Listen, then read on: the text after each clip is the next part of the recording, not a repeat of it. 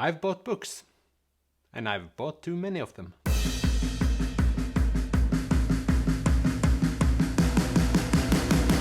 Hi and welcome to my channel. If you're new to this channel, I'm Øystein and I'm trying to become a bookworm. In that process today, I've bought too many books, as a bookworm does. In this video, I'm going to go through the books I've bought in late July and August. Luckily, most of the books are thrifted, so it wasn't too economically ruining. And some of the pleasure for me is buying the books used, so I never know what I'm going to find when I visit the stores. The first is A Brave New World by Aldous Huxley. This is actually a book that I've been looking for a long time, and I was lucky enough to find it at the used bookstore. A long time ago I read George Orwell's 1984 and I love that book, and I sort of hope this is in some of the same genre. I had one evening in front of my computer and decided I wanted to expand my reading mind and read books that I wouldn't normally read. When I'm going to read them, I don't know, but I started with Hamnet by Maggie O'Farrell. This won the Women's Prize for Fiction in 2020. So many people love this book and it's supposed to be a gorgeous book. And of course the cover is maybe the most beautiful cover of any books I've bought this time. Really love this cover. Hamnet is a novel inspired by the son of a famous playwright, a boy whose life has been all but forgotten, but whose name was given to one of the most celebrated plays ever. So, tragedy, despair, and all miserable things in life I think I will get out of this book. We'll see. The same night I also bought Americana by Chimamanda Ngozi Adichie. I have several friends that have recommended me this book. The book is supposed to be about a couple that gets split up because of the war in Nigeria, and they try to find their way back to each other, I guess. And it's supposed to be very political, which I tend to like, so I will be interested to see where this leads me. Also in that same spirit, I've bought The Vanishing Half, which is shortlisted for this year's Women's Prize for Fiction. So in the spirit of reading more female authors and picking up books that you thought you might not read before, this is one of them. So the book is about two identical twin sisters which grows up together, but when they're adults they have slipped away from each other and they live two very different lives. More than that I don't know about this book, so that will be an interesting one. The last book from that evening was Svetlana Alexievich with the title War's Unwomanly Face. And of course Svetlana has won the Nobel Prize for Literature and she is from Belarus in earlier Soviet Union. It's an author from a country I haven't read anything from before, so that's cool. It's also a book that walked through 200 interviews with women that participated in World War II and their earlier untold stories. So I think this will be very interesting to read and an eye-opener, I guess. So recently I did a video about the Booker Prize longlist, and since I'm a newbie to the book world I didn't know much about the authors from the longlist for the Booker Prize, but Kazuo Ishiguro, I've not heard a lot about him directly, but I've heard a lot about the books without knowing that it was him, and this is The Remains of the Day. Of course, this is also made famous by a movie with Anthony Hopkins. I thought I'd watched the movie for a long time, but I haven't gotten around to that yet. So now I'm thinking about reading the book instead. And I'm trying not to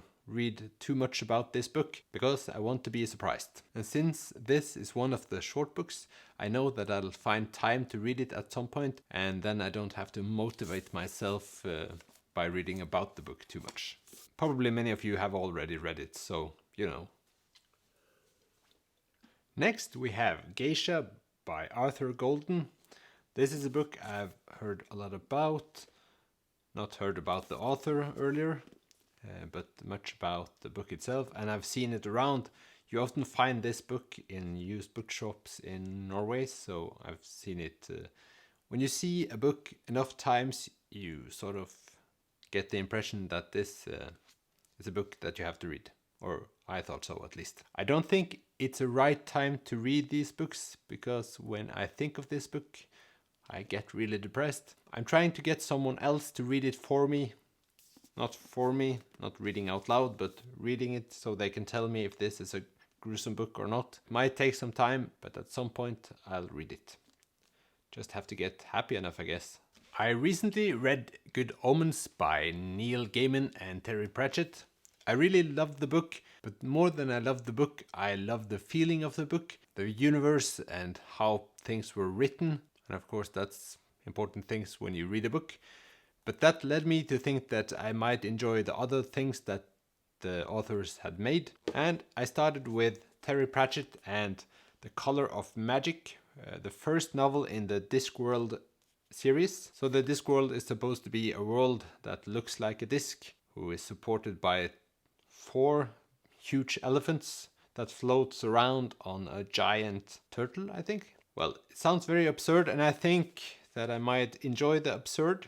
I wanted to find a fantasy novel series I could get hooked on, and Terry Pratchett seems like a funny guy, and the book is kind of short, and there are heaps of books in this series. I think it's over 40, so I'll have many books to go on if I want to do that. But many people have said that this is not the right book to start with because it's old-fashioned. Since I've never read any fantasy before, I'm kind of on the fence right now. And many people say that you should start with the book Small Gods, which is number 13 in the series, which seems totally crazy to me.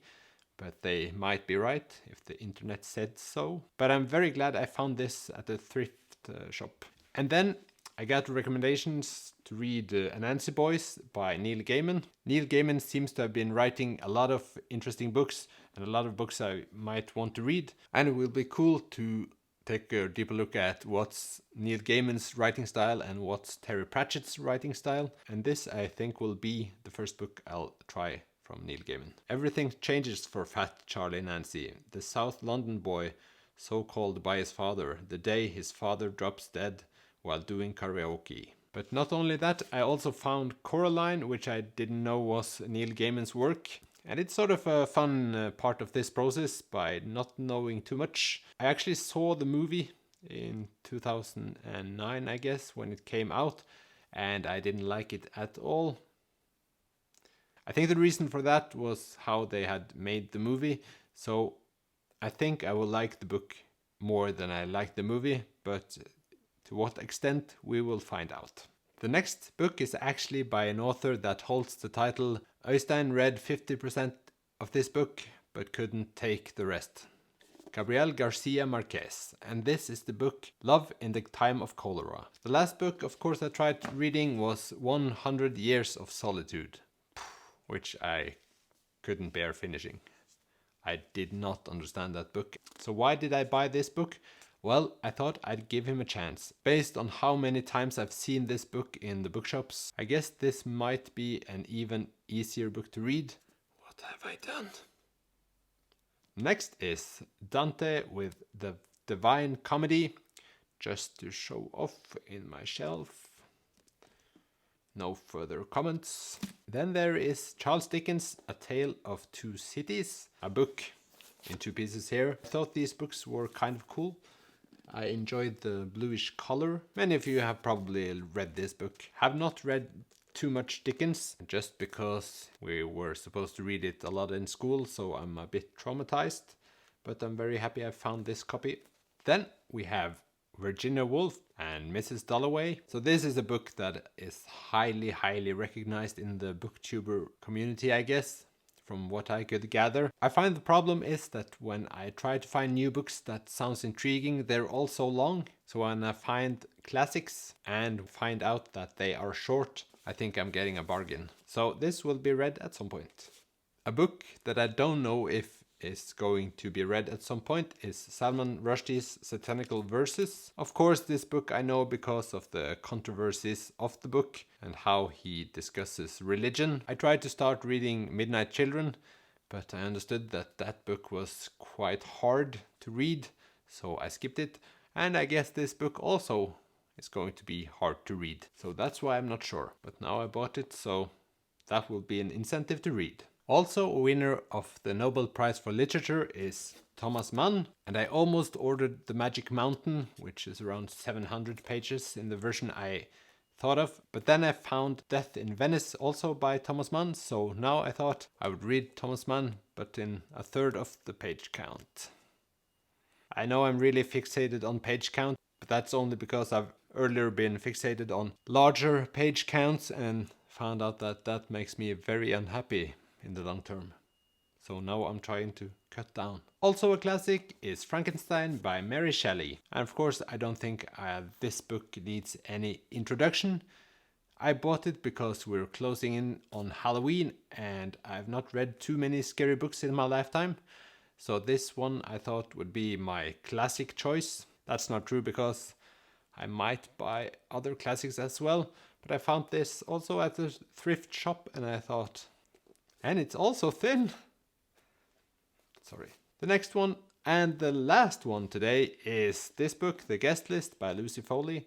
And I found this on the Goodreads Awards, if you call it that, for 2020. This one for mystery and thriller. And I think this might be a book that I could enjoy, but it also seems like a very, very simple book. Is that the term? I do have the issue with thinking that books that are popular aren't as good as non-popular books, and that's idiotic. But I'm going to read this book, I'm certain, and I think I will enjoy it. So my own brain works against me. It's not the first time. So that's it. Do you want to read any of these books? Do you have suggestions for which books I should move up the pile, closer to my TBRs? Do you think I did any stupid choices?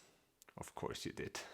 Either way, if you have comments for anything, just leave them below and I'll answer. If you like this content, of course, please consider subscribing. If you like the video, you could like it if you like. And have a wonderful month in reading. Bye!